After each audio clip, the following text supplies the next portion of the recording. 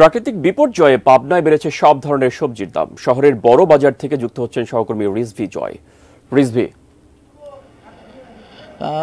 প্রাকৃতিক বিপর্যয় সম্পর্কে জানাবেন। জানিয়ে রাখি যে পাবনা কিন্তু একটি সবজি সমৃদ্ধ এলাকা, কিন্তু প্রাকৃতিক বিপর্যয় বলতে গত কিছুদিন কিন্তু বেশ খরা গিয়েছে এবং বৃষ্টি ছিল না, সেই কারণে এক পর্যায়ে পাবনায় যে বিস্তীর্ণ যে সবজির ক্ষেতগুলো সেগুলো কিন্তু পানির অভাবে নষ্ট হয়েছিল।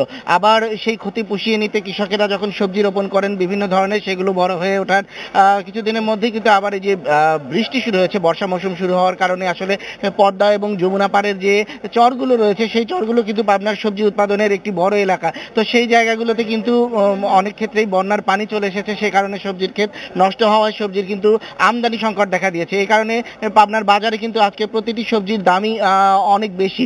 বলা চলে যে প্রত্যেকটি সবজি কেজি প্রতি 10 টাকা 20 টাকা করে বেড়ে গিয়েছে এবং সবচেয়ে বেশি বেড়েছে কিন্তু কাঁচামরিচের দাম। কাঁচামরিচ আজকে পাবনার বাজারে কেজি প্রতি বিক্রি হচ্ছে 270 থেকে 300 টাকা পর্যন্ত, মানভেদে এটি আসলে বিভিন্ন দাম হচ্ছে।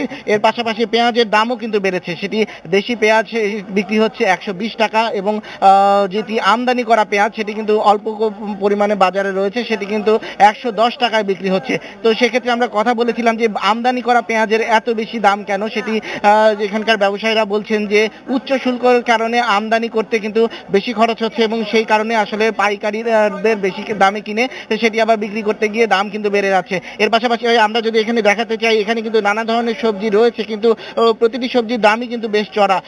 এখানে লাউ প্রতিটি বিক্রি হচ্ছে 50 থেকে 60 টাকা, ঝিঙা বিক্রি হচ্ছে 60 টাকা কেজি, করল্লা বিক্রি হচ্ছে 80 টাকা কেজি প্রতি এবং পেঁপে বিক্রি হচ্ছে 50 টাকায়।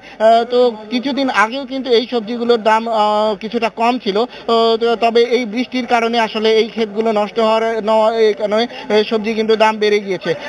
আমরা কথা বলেছি এখানকার ব্যবসায়ীদের সঙ্গে, তারা বলেছেন যে যদি এই যে আগাম বন্যার যে কথা শোনা যাচ্ছে এবং এই বন্যার যদি দীর্ঘায়িত হয় তাহলে কিন্তু এই সবজির দাম সহসাই কমবে না বলে তারা মনে করছেন।